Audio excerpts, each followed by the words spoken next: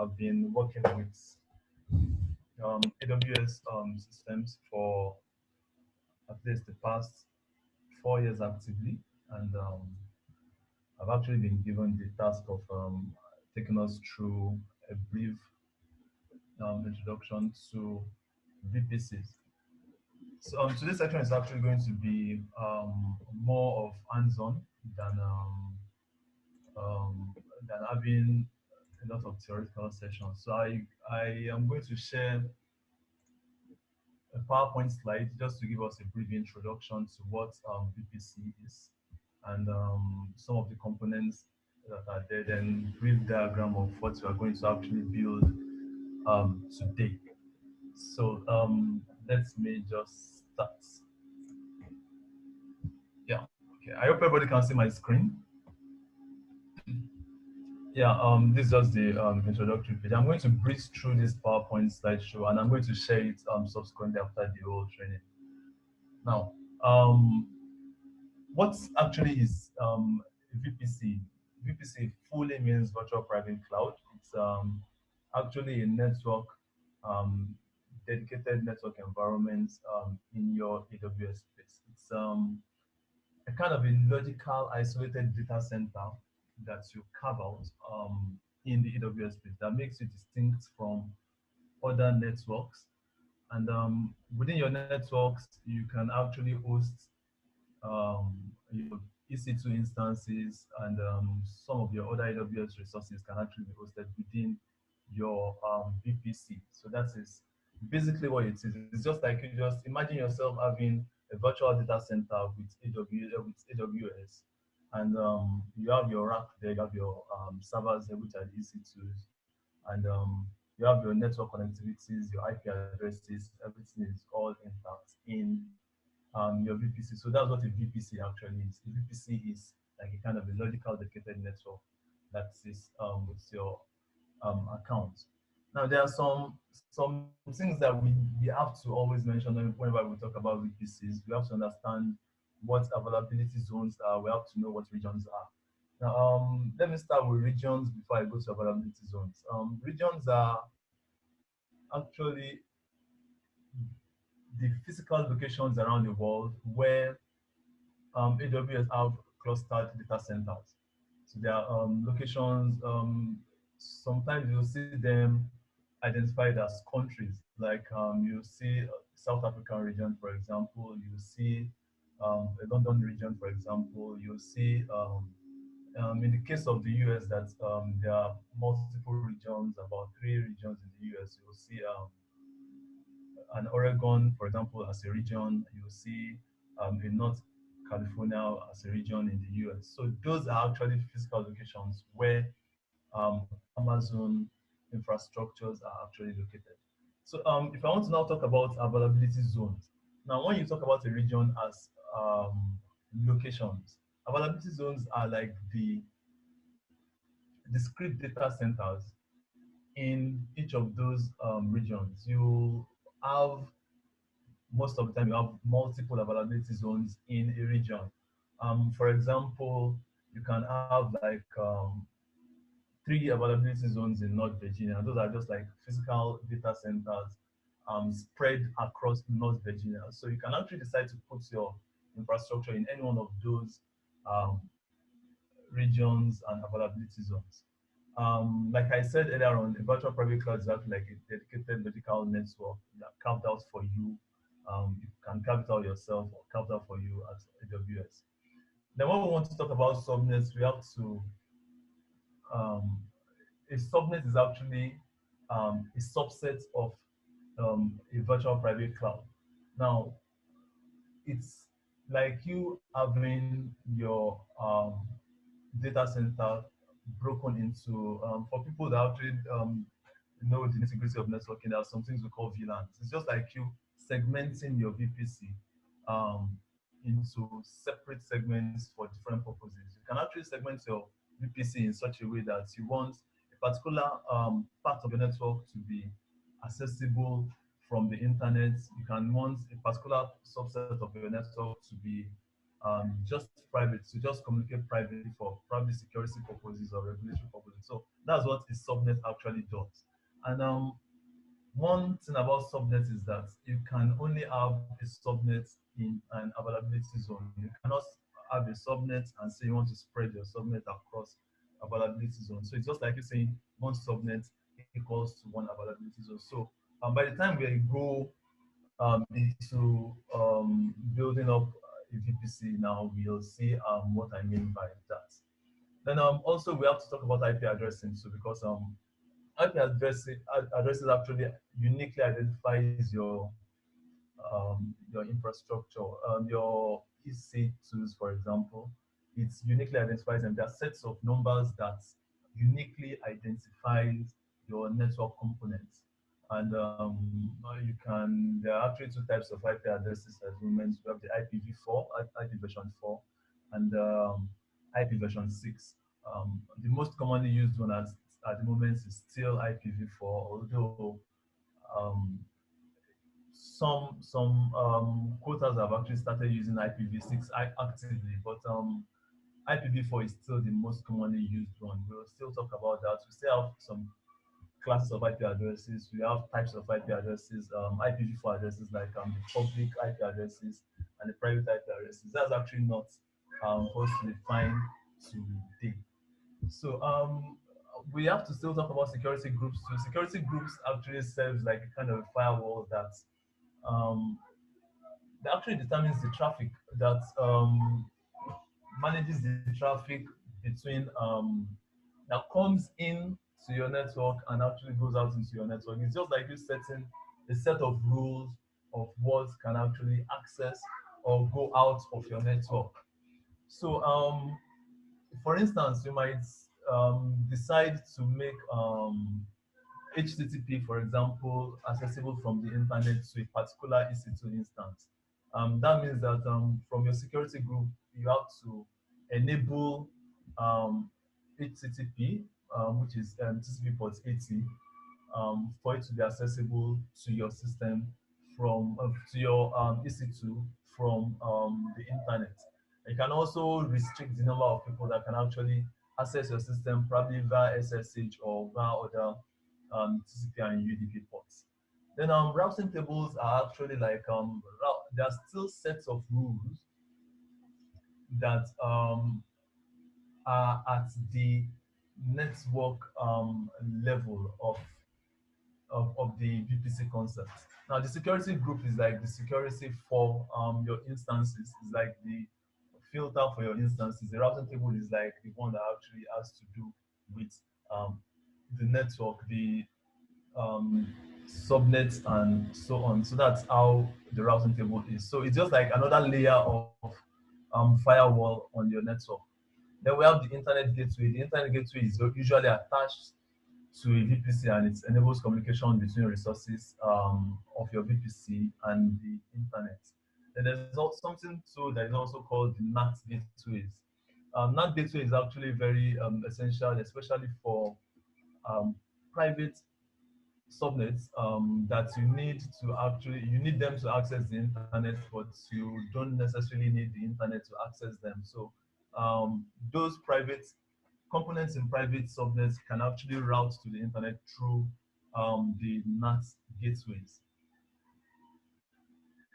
Now, why do you need to use the VPC? Now, VPC actually gives you control of your network architecture. It gives you control of your topology, your subnet architecture, the IP address ranges, and all of those things. Then further security for your resources. You can actually use, like I mentioned about the security groups and the access controls. You can actually have control over the kind of security that you have over your infrastructure with AWS. Then it also enables you to have something called the hybrid cloud architecture. For example, you might have on your premises, you might actually have your data center on your premises, and you want to set up a connection that connects your on-premises data center to your AWS infrastructure via VPNs.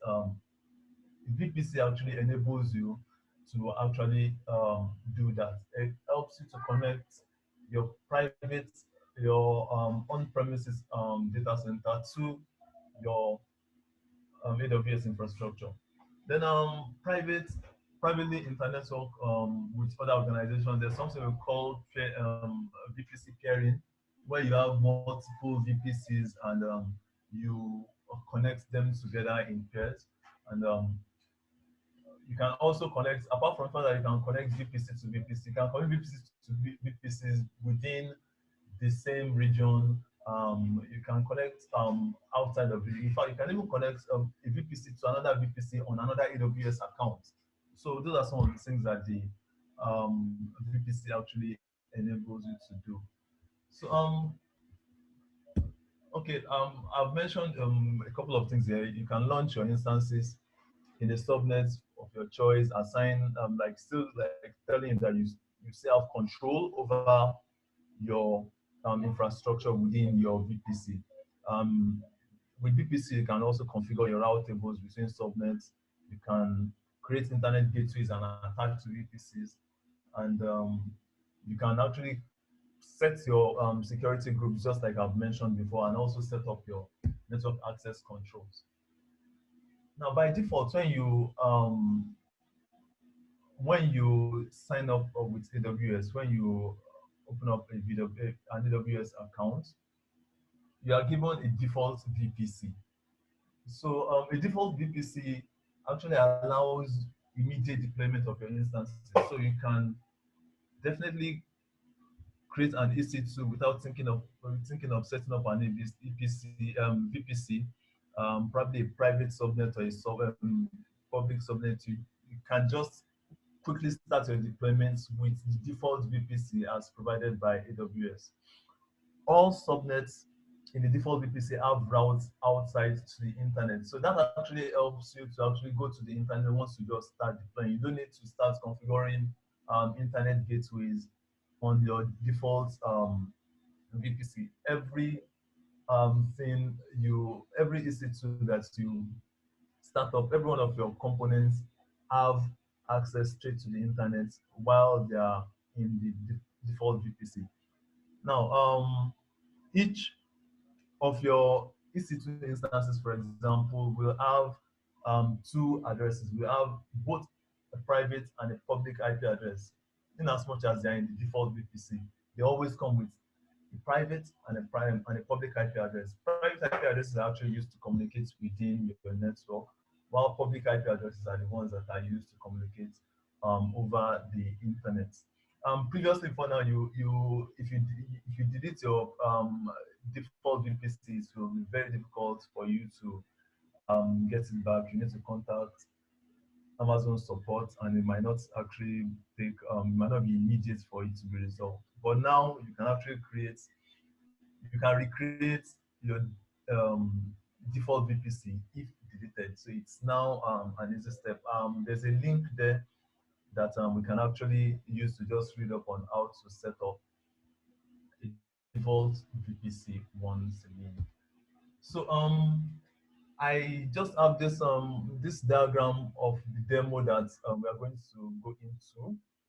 This is what we are going to be building in the next few minutes. Um, uh, we already have an AWS cloud that we are going to use. We are going to use my account to do that. Then we are going to select a region. We are going to create the VPC. We are going to set up subnets, both private and public subnets. We are going to set up EC2 instances in both the private and the public subnets. We are going to have a NAT gateway so that the private instance can actually go to it. All of these things are just going to be brief tests so that we'll know that we are fine. So on the screen, um, this is where I am. I am actually located here as the admin. So that is where I'm actually going to be working from. So these are some of the references that I used to set up this. I think we are going to share this slides once this talk is over. And these brief details about me. Like I said, my name is Wale Adeniji, and these are actually my contacts. So let's just set the ball rolling and go straight to the VPC accounts and create what we have designed in that sheet. So periodically, I'll be showing you the sheet so that you know where we are at every point. So this is my AWS account. I'm logged in as this is the account alias, but probably in your own console you might not see an alias like this. My alias is actually Mozart 1893, and you might see your AWS account number displayed here rather than the alias. So I just set that up just for my personal fancy sake. Let me put it that way. So to set up a VPC, it's as easy as searching through your services and just type a VPC. So it comes to you like this. And you can actually see VPC here on my own console at this point because I used VPC recently. So these are actually recently used services. So I'll just click on VPC and it takes me straight to the VPC console. VPC console. Yeah. So this is how the VPC dashboard looks like. This is actually the new view. Um, you can, if you have this checked, if you have this button checked, you have this kind of view. But there was a previous view that was before this. I don't want to go into that. Now, launching up a VPC with a public and a private subnet can be as easy as clicking the launch wizard, and it takes you through a kind of a step-by-step way of doing like VPC with a single subnet, VPC with a public and private subnet, um, VPC with a private subnet and hardware VPN access, VPC with a private subnet only, and hardware VPN access. But for the purpose of this class, I will like us to actually do these things manually so that we can actually see these things as they come. We'll see the differences on, we'll be able to see all of those components and create them ourselves and see how they actually work. So I'm going to cancel and exit and come back to my VPC dashboard. Now on my VPC dashboard on the left side of my screen, you'll see virtual private cloud. Then you'll see under it, you'll see your VPCs. So I'll click on your VPCs, which is actually my VPCs actually. So now take note of this. VPCs are created in regions. If I create a VPC right now, it's going to be created in the London region. If I want to create a VPC elsewhere, I will just need to just change my region and go straight to whatever I want to create the VPC. So you can see all of the this Africa, this Cape Town, South Africa. This is the Asian zone, Canada, Europe, Middle East, and the US, and like that. But for my own purposes, I think the latency from here to London region, from my location at the moment to London region is very, very fair. That's why I used to use London VPC right from my location. If I measure there was a link that was shared on the group one time about I can actually add it to the slide so that we can be using that to test the latency of different regions to us so that we'll know where is more appropriate for us to put our, our instances. So at this point now, I'll just create VPC, and it shows us the first page, tells us to give it a name. So I'm going to give it a name. I'm going to call it my VPC. That's what I'm going to call it. Now, this CIDR, IPv4 CIDR block is the IP address that is supposed to be assigned to the VPC. This is not the subnet address, so let us get it twisted. This is actually the IP address for the VPC. Now, I don't want to go into the details of IP addressing, but I have chosen the IP address 10.10.0.0/16 as the VPC IP address. So by the time I'm creating my subnets, I will have to do a little network subnetting for this particular block so that I'll be having smaller chunks of networks in my subnets. So that is the idea about that. I'm going to leave IPv6 CIDR block as default, but just as it says, if you don't want it, you just check this box. You select this. If you want Amazon to provision IPv6 addresses for you, you just select this. But at the moment, I just want to go with IPv4 that we are very familiar with. Now, the tenancy. There are two options: default or dedicated. Now, I'll go for default for the purpose of this class, but for some reasons, you might need to actually choose dedicated. Probably you have some regulatory obligations like for security purposes and other things. But just take note that if you choose dedicated tenancy, it means the cost of running your components might actually shoot up.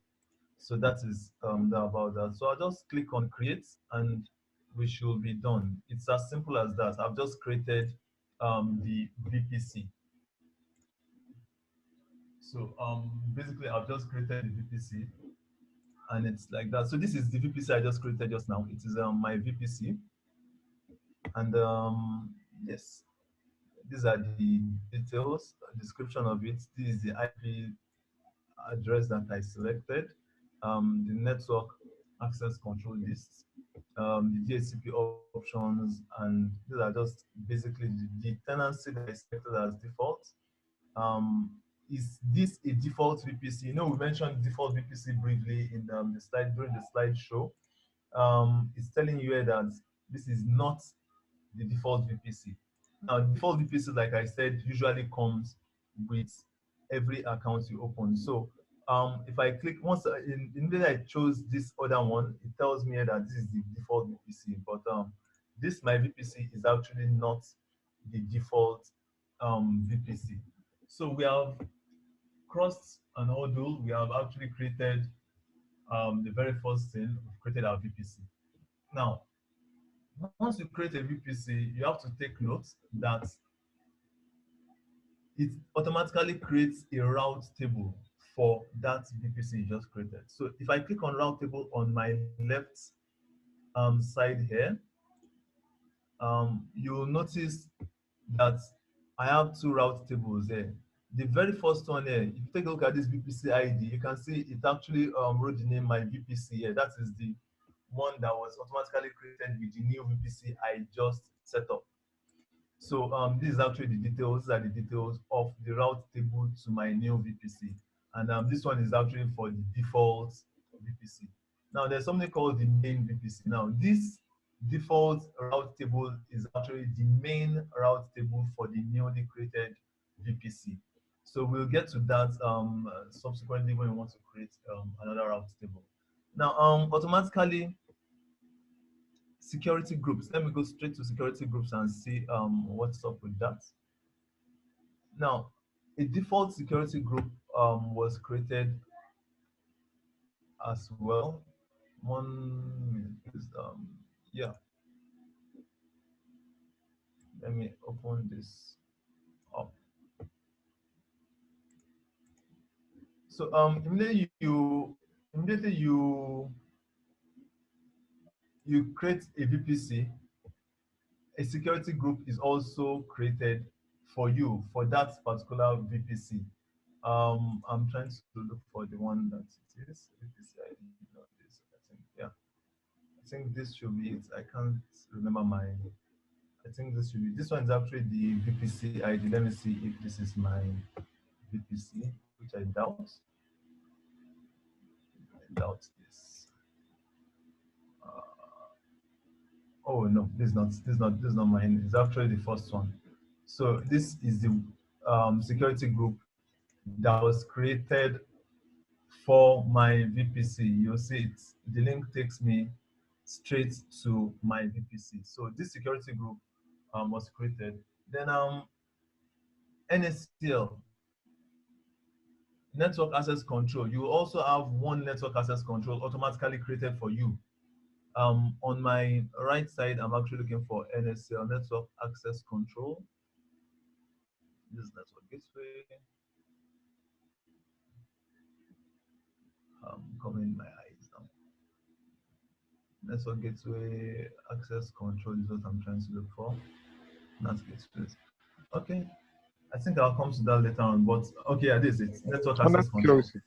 Now, the network access control is actually, you also have one network access control created for you by default. So just take note of it that automatically, once you create a VPC, a default route table is created for you, a security group is created for you, and then a network access control is created for you. Once you create a VPC, subnets are not automatically created. You have to create subnets yourself.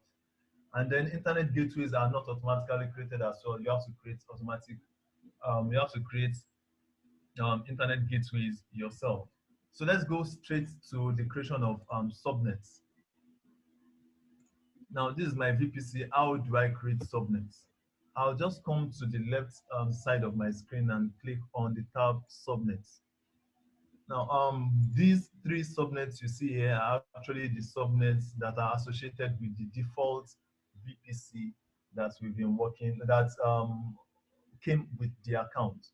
So for me to create a new subnet, it's as easy as clicking create and giving it a tag. I'll call this my subnet public. I'll call this my subnet public. And you have to attach this subnet to a particular VPC. Now, in my case, I'm going to attach it to my VPC, which is the newly created one. Then availability zones. Like I said earlier on, that you can only attach a subnet to one single availability zone. So in this case, I'm just going to choose um, EU West 2A as my availability zone. The availability zone I want to associate this subnet to. Now, remember, this is the CIDR block that we chose for the VPC. We have to create a CIDR block for this subnet as well. So in my case, I've chosen 10.10.0.0/24. Now, the /24 address gives you about 256 IP addresses. Now, the 256 IP addresses, AWS actually reserves 5. Let me say 5 are actually unused, because the very first one, which is the .0 of this IP address, is the network address. The .55 is the broadcast address. Obviously, you can't use them at all. But AWS actually uses .1, .2, .3 for internal purposes. The .1 address is actually for the VPC router. The .2 is for DNS services. Then the .3 is actually reserved for future use. So your IP addresses in your subnets, you cannot use .0, .1, .2, .3, and .255. Sorry, can I ask a So quick that question? is what it is at the moment. So let me just create this, and we are as good as done. So this is my public subnet that has been created. So let me just quickly go straight to the creation of the second subnet and call it my subnet private. VPC associated with my VPC, just the same thing that we've done before. Then let me choose 2B as my availability zone, and 10.10.1.0/24 for my private subnet. So I'm creating that right away. And if you see at the moment now, we have two subnets, the private and the public. I deliberately named them private and public so that we will be able to visually identify them once we see them. And remember, like I said about the available IP addresses, we're supposed to actually have 256 IP addresses, but available for this /24 block to us is 251, based on the fact that 5 of those IP addresses are unusable: the network address, the broadcast address, then 123, which are one for VPC, is dedicated for the VPC router, two dedicated for the DNS services, then three is actually reserved for future use.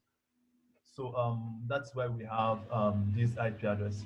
So we've moved ahead. We've created a VPC. We've created a private subnet. We've created a public subnet. So it's now left for us. Now the next thing I would like to do is for us to create an internet gateway. Now, obviously, we'll need an internet gateway for our public subnets to be able to reach the internet. So this is how we do that. You see internet gateway as an option on the left side of the screen, and click.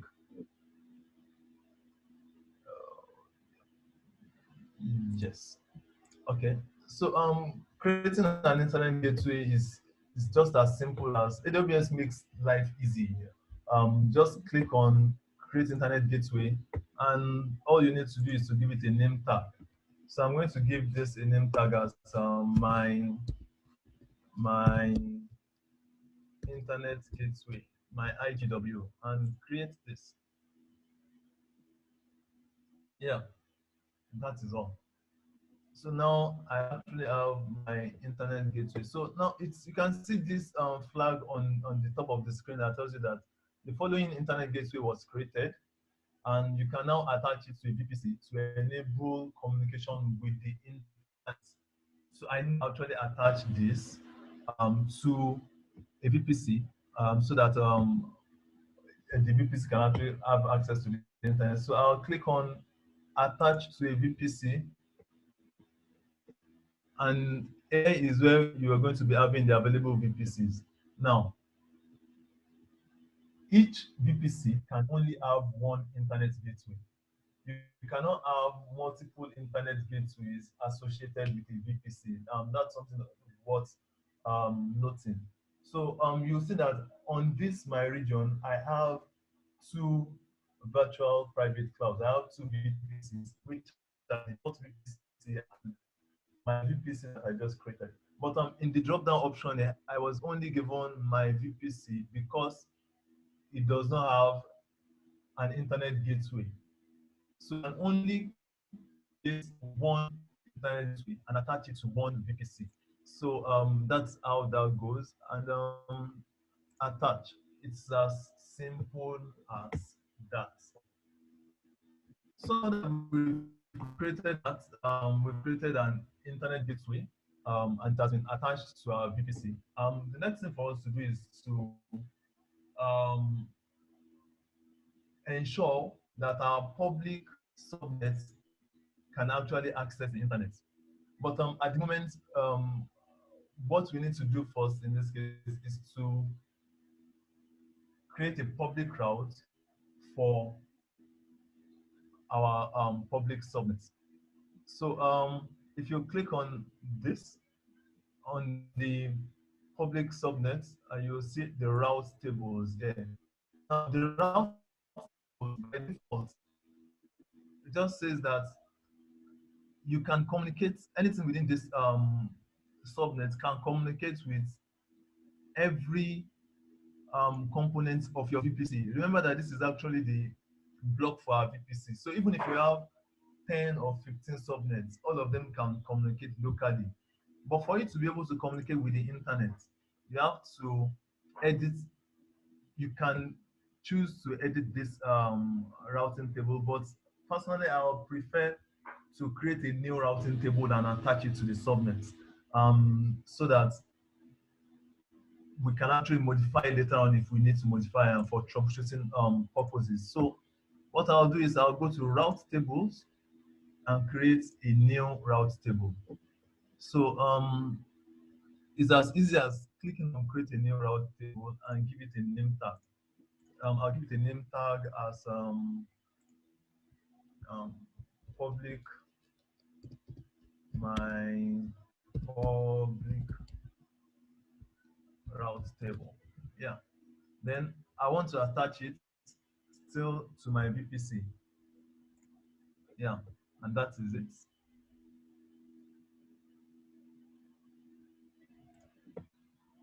Yeah, and that's it. So I can close this, and you can see this is actually my route table. So this is my new route table now. I need to associate it with a subnet. This is where the name public subnet and private subnet can actually be, or can actually lead to what they're called. So if I click on from the options I have below my screen here, you see route, which is the default route that we have because it has been associated to our VPC. Then these are the subnets. There is no subnet that is attached to it. You do not have any subnet associated with this route table at the moment. So what I need to do is for me to associate my public subnet to that route table. Yeah, so I'll just click on this public and save this. Okay, so that is that about that. So my public subnet has been associated to that route table. Now, I still need to do one more thing. I need to adjust the route. So I need to adjust the route for traffic to be able to reach the internet. All I need to do at this point is from this route tab, I'll click edit route and add a new route. Now my destination is the internet, that is anywhere 0.0.0.0 slash 0. That is actually anywhere on the internet, should go through our internet gateway, the target internet gateway that we just created. So the target internet gateway is where this public, this internet um, destination should actually go through. So I'll save the route and we are good to go. We are good to go. So let me close this. So just for the record, we've created a VPC, we've created two subnets. We've created a VPC, we've created two subnets, we've created an internet gateway, we've created a public route table, the one we've just done. And then there's one more thing that we need to do with subnets. There's one more thing we need to do with our subnets. Now, there's this particular option that needs to be checked. Now, on our public subnet. Now, on our public subnet, you'll notice that most of the time in your default subnets, when you create an instance, it gives you a public IP address and it gives you a private IP address immediately. That is simply because of the fact that there's an option that was checked that says that the setting that was set that your that particular subnet should automatically assign IP addresses, public IP addresses to the instances within it. So this is where we do that setting. Click on the public subnet and click on actions, drop down the actions. Then you'll see an option that says modify auto assign IP address settings. So if I click on that, it brings out this option for me. And all I need to do is just to check this.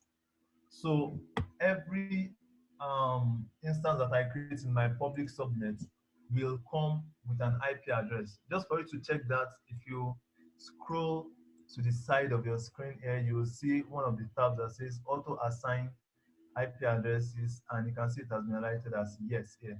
Then this one that says no is obviously our private subnet. So no matter what we do, our private subnets, all of the components in our private subnet will not be able to access the internet without us attaching something called an elastic IP to it. Yeah, which actually defeats the purpose of having a private subnet actually. So that is that about that. So I think the next thing for us to do is just to create instances and test them out within our subnets, just to create instances and test them out. Let me see how fast we can do that. So creating instances, you have to come back to services. and come to EC2.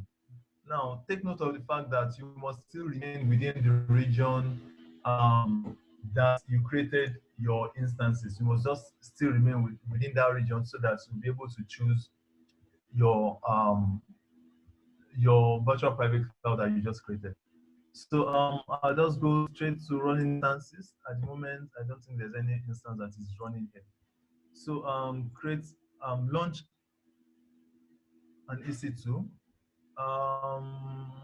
For the purpose of this class, I'm just going to check a filter out by free tier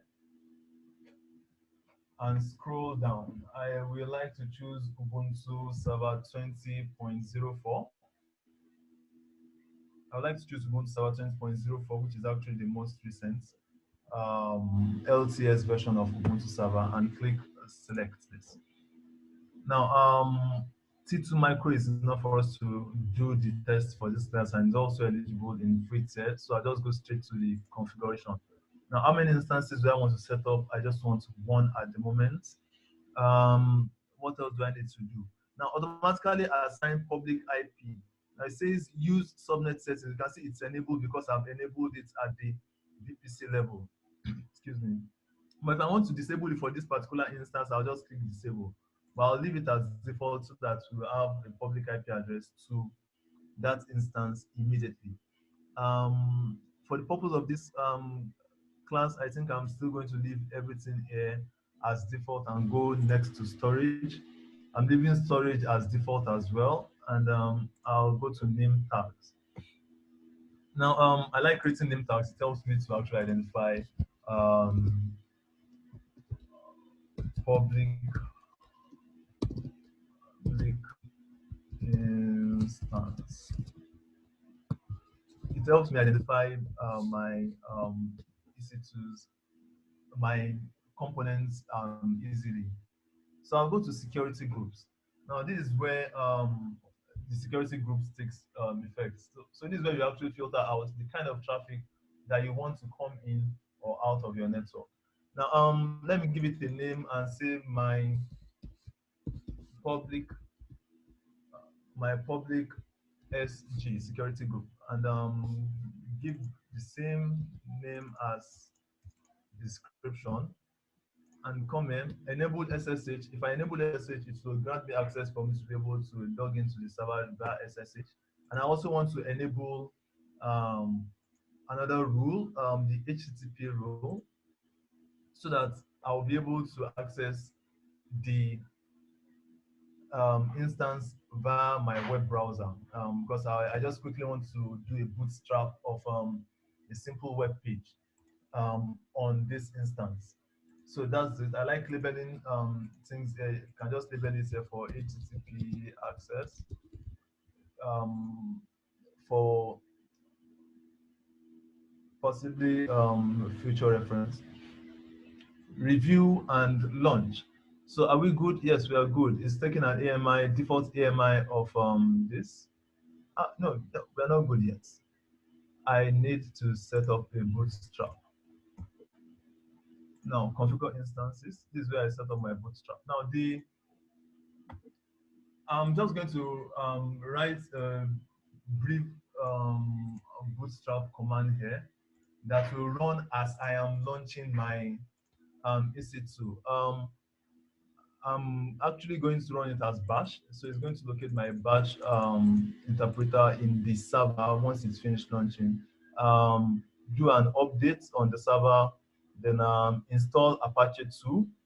This Y means that just say yes when the question is asked yes or no. Then I'll start the Apache service with this command. Then this is actually writing just a simple HTML HTML code that is being echoed into the HTML index.html file in var www.html directory. So it's just so that we'll be able to actually view an output if we put the IP address on our browser. So that's that. So let me just go and say review and launch. That's the last thing we need to do. And I'll just launch this. Now, this is where the security key, this is where the PEM key comes in. Yeah, so at the moment, I have a key called my key pair. Let me confirm that. I think I still have that. My key. Yes, I have this. So I'm just going to acknowledge the fact that I have it. If you don't have, you have to create a new key, because if you don't create a new key or you don't have an existing key, you might not be able to log into your While it create new one. Can I do what? Uh, Hello. So I think someone Create suggested a you new create a one. new Create one. a new one. okay, I should create a new one. So let me just create Yeah. a new one. Create a new key pair, and I'll call it my key my key two. So I'll just create and download it. Once you download it, it downloads straight into your local system here. And once it's downloaded, the launch instance button actually becomes active. So you can click. Without downloading it, this launch instance button will not become active. So you have to download it first. So they will be sure that you actually have the key before you launch. So click on launch and we are good to go. If I go back to view instances, you can see it's actually pending. So while this one is running, it might take a little while because of the bootstrap script I put in there, because after launching, it will have to run the bootstrap key. Let me just quickly create the private instance now while this one launches. That one wouldn't take us much time. It's just still the same cycle of process. So Ubuntu T2 micro conversion details. I'm not going to put any bootstrap here. So next is okay. Yeah, I have to select the VPC. I'm taking it to my VPC. Then the subnet is going to be my private subnet. Remember that this is actually for the purpose of private subnet. So you can see that it's saying automatically assign public IP, because I didn't enable it at the VPC level, at the subnet level. Um, it's told me that it's disabled. So I'm going to leave it for that purpose. So it's still disabled. I'm not going to add that. So I'm going to Hello. add, yes, Hello. Just a quick one. I yes. think the protection against residential termination should always be put in place. Oh, yes. Let me go back to Configuration. that place. Yeah. Okay, yeah. If there's there are a lot of things in this configuration page that you can actually do. This is where you can actually launch your spot instances and all of those things. There are a lot of behaviors that you can actually modify. For example, shutdown behavior, for example, there are two options. It's either when you click shutdown, it could terminate your instance, which is very risky. So here is where you actually set it as when you say shut down, you should just stop your instance. Now hibernate behavior, enable termination protection was what you asked. And enable termination protection is actually good for production environments, especially so that nobody can just go. I can actually demonstrate that here now. I'll enable it so that by the time when this instance gets created, I'll just try to use one button click to just to terminate the instance, so that you see that it will be protected. You have to go and um, disable this setting before it can actually be protected. Now, the monitoring and monitoring too is actually something that is good for production environment as well. If you want to monitor the performance of your instances per time, additional charges might actually apply, but it's actually very good for audit purposes and um, for visibility purposes. You'll be able to actually have that to do. This tenancy too is just like the one we saw in VPC, that you have dedicated tenancy or you have shared. Now in this one, it's even specific.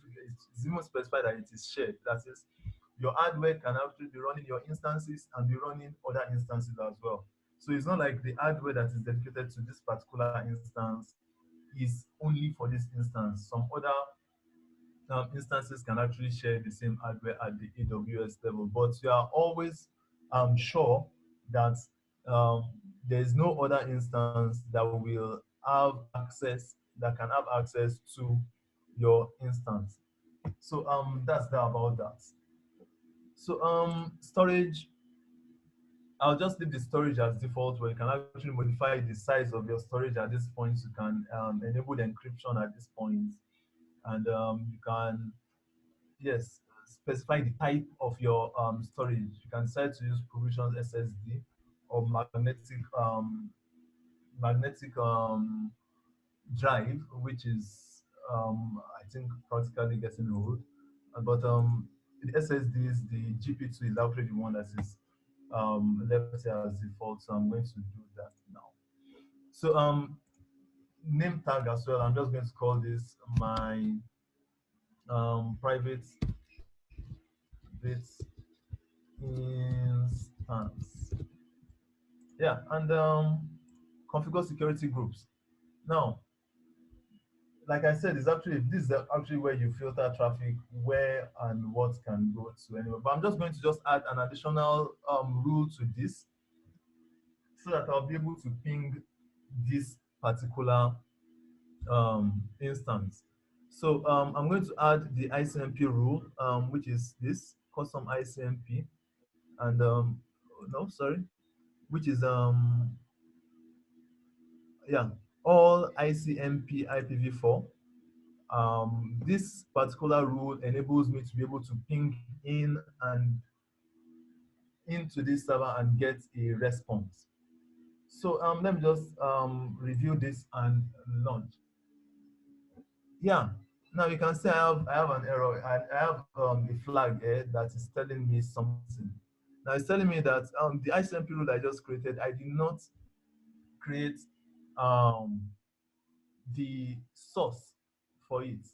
Now, if I click on 0000, it actually defeats the purpose of, since it does not have internet access, I don't want anybody to be able to ping it from the internet. What I'll need to do at this point is just to specify the CIDR of my subnet, that anybody from my subnet can actually ping this, not necessarily from the internet.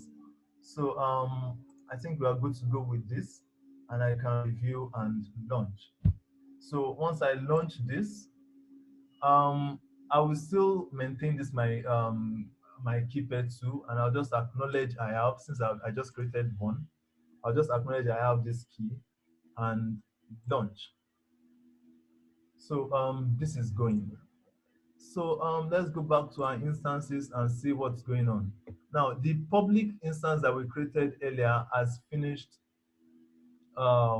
spinning up. And if I click on this now, I'll be able to see the details. Let me maximize this detail pane a little so that we'll be able to see this.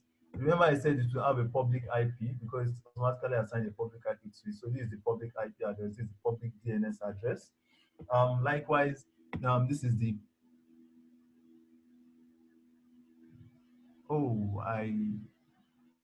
did I set this up in another VPC?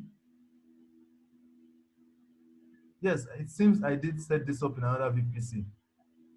Yeah, that's true. So I need to actually reset this up in my normal VPC. Let me just You set it up in the default VPC. Yes, I did that. I set it up in the default VPC. It will take me less time since I'm just going to walk through this now. While you do that, Wale, we can probably just take some questions. What do you think? Okay, yes. All right, fair. So to everybody that is on, please, if you have questions, there are some questions that have come in. Feel free to ask. And if anybody wants to answer, you can also respond to the person that's asking the question. So let's just make this a conversation while Wale tracks back and corrects that.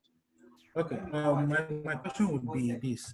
Now that Wale realized that he created the instance in another VPC, is it not possible to just edit the VPC option alone to remove it from the current VPC?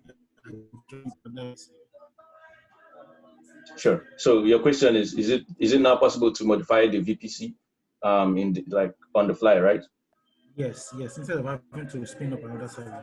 Sure. Does anybody want to answer that?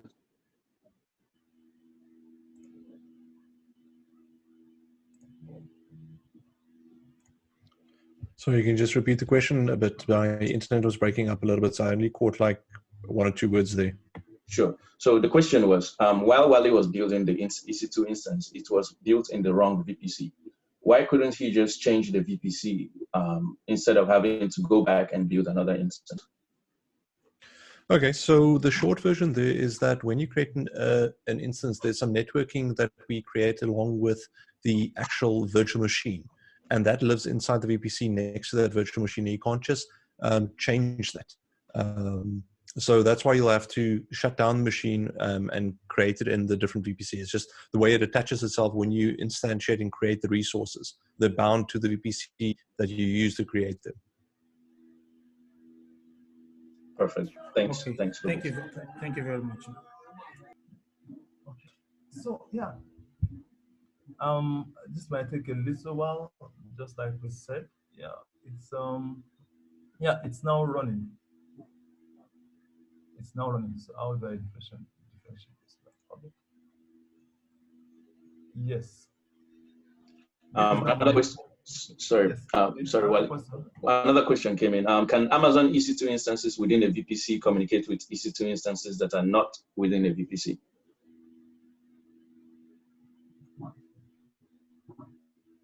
I'm happy to take that one again. So the short answer there is no. The reason is that you can't launch an EC2 instance that isn't inside a VPC. It always has to be inside a VPC. Correct. I believe at some point, maybe in like the earlier versions of EC2's, the EC2 Classic, I believe you could launch instances that were not within a VPC, but I don't think that's supported anymore. No, I'll also have to check. I think what it was called EC2 Classic. I don't think you can launch them anymore. Yeah, correct. No, you can't launch on Classic anymore. Yeah. Yep.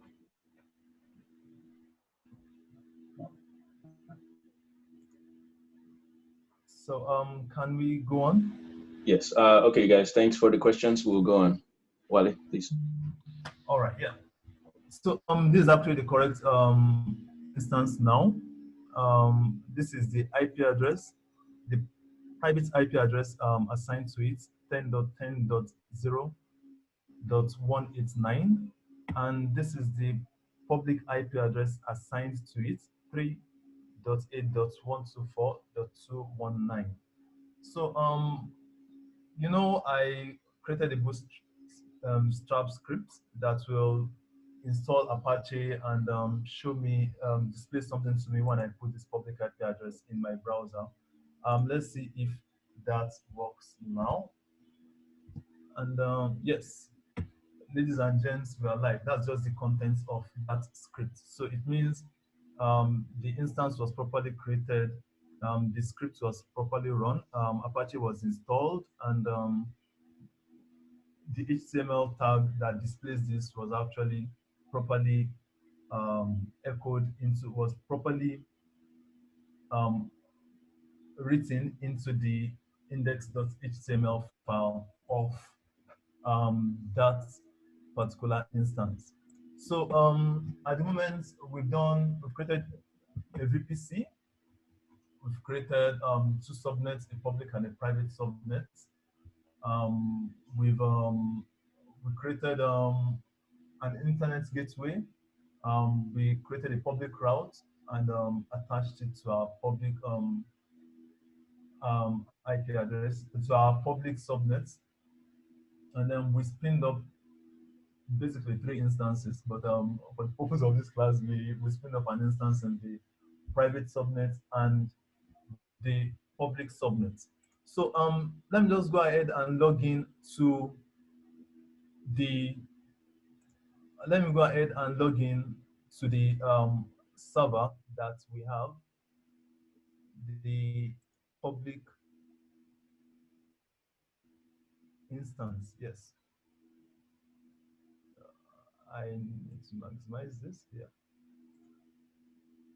Yeah, so this is the correct one that we need to have. So for me to be able to log in, I'll bring up my terminal to my screen.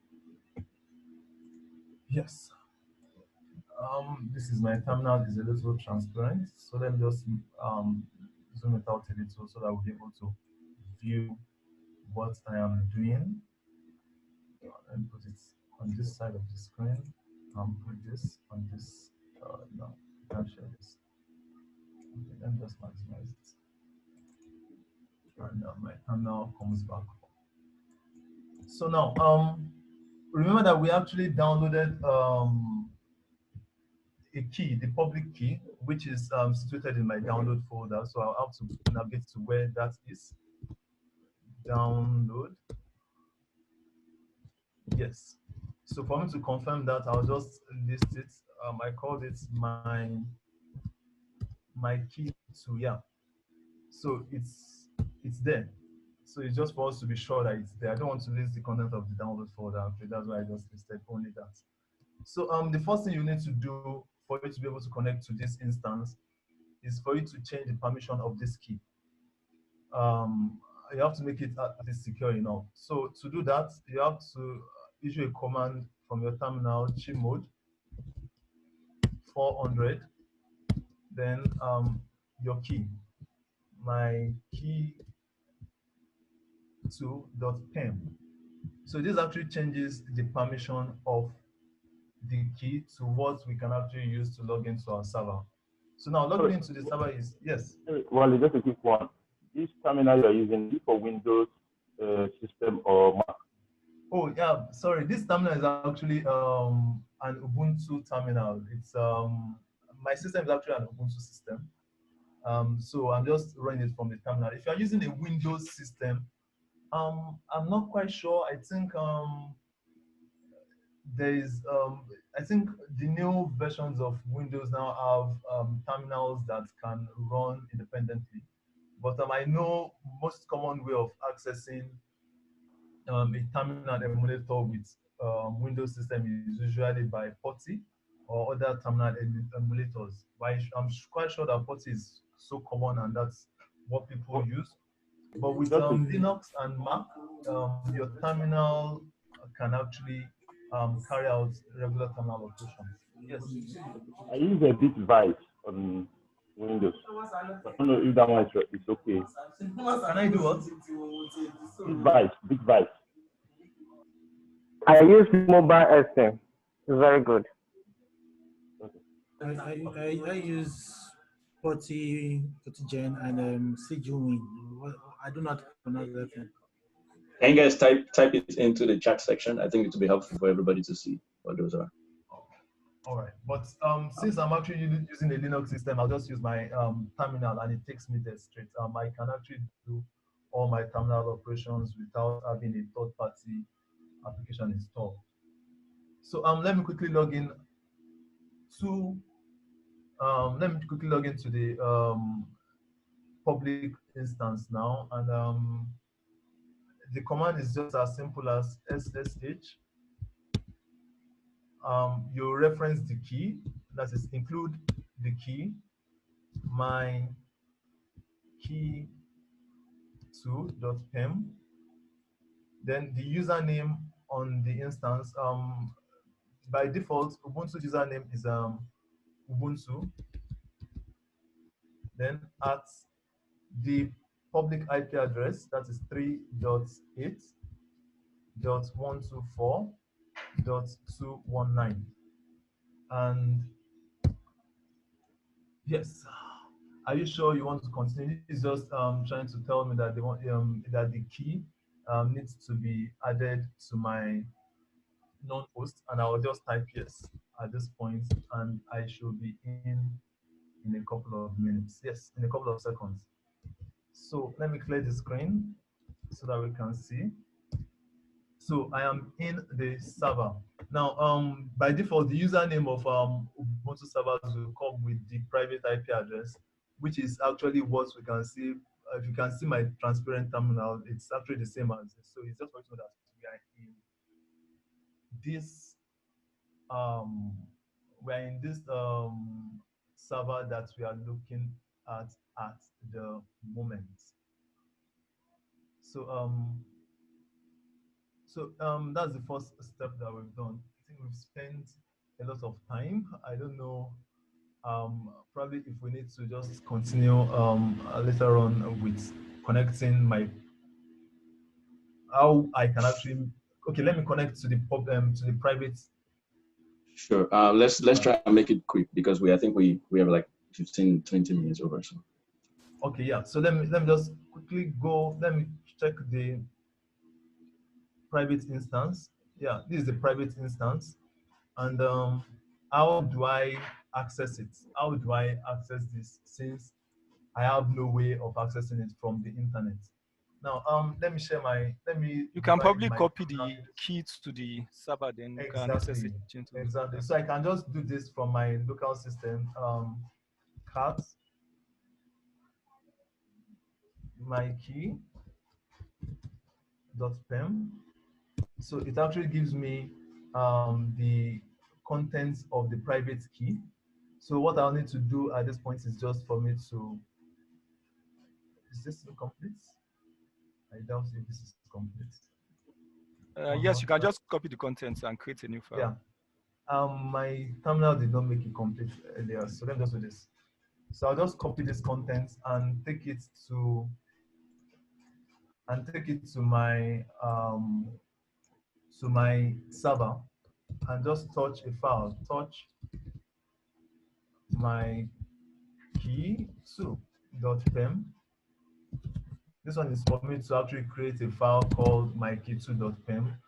You can use any file editing tool to do that, to paste in the contents of that private key into this mykey.pem. Preferably, I use Vim for mykey.pem, and this is it. So for you, if you are using Vim, first thing you need to do is to type the letter I, paste it in, and paste what I copied in here. So I've pasted it. I'll press escape to leave the insert mode, and colon WQ is write and quit. So that is it.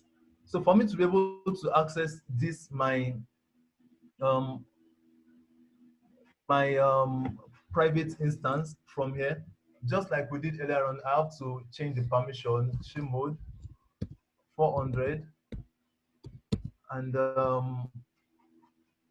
name of the key, my key2.pem. Yeah. So SSH into that will be SSH include my key.pem Ubuntu at 10, which is the private IP this time around, 10.10.1.115. Enter. So it's asking me if I need to do add this to my known host, which I've done. Now, at the moment, I have SSH'd into my private instance. For you to be sure that this is actually, this cannot access the internet, you can just easily run a ping, 4.2.2.2, for example, and it will just stay there forever. Or you can actually try to run an update, sudo apt update, and it will not connect because of the fact that this instance is actually in a private subnet and it has no way for it to actually get out to the internet. I think I'll actually take a pause here. Allowing this private instance access the internet for purpose of probably updates, patch updates, or other reasons. All we need to do, this is actually because our time is actually fast spent.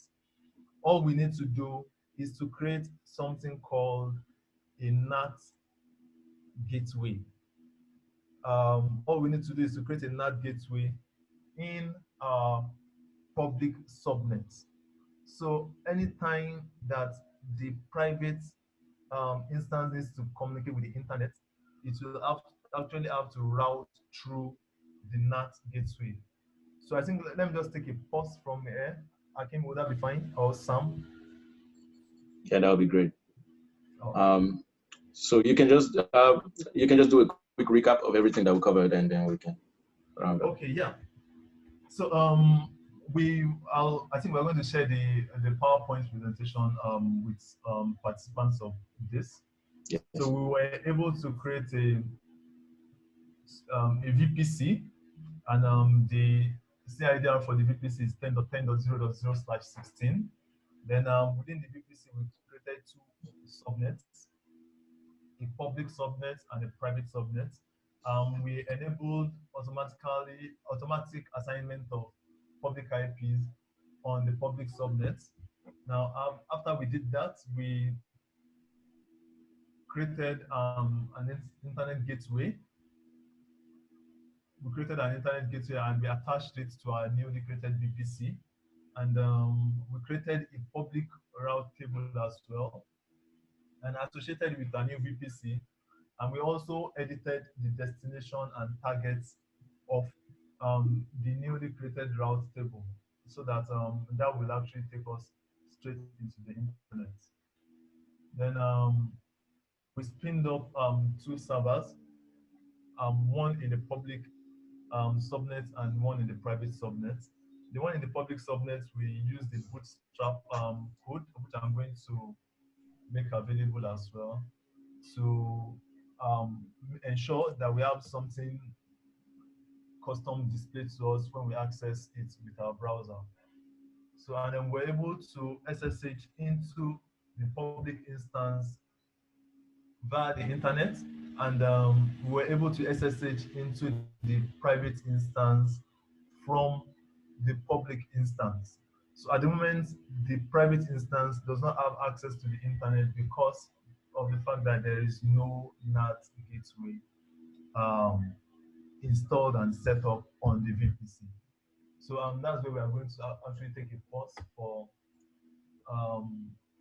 Amazon VPC part 1, as we had before. Yeah. Thank you very much. Yep. Thank you. Thank you very much, Wale. Thank you very much, Wale. I appreciate it. Very much appreciated. Akim, do you want us to stop this recording so that we can start another recording in the next session? Yes. Yes. I can stop, and then yes, absolutely. So let me stop this.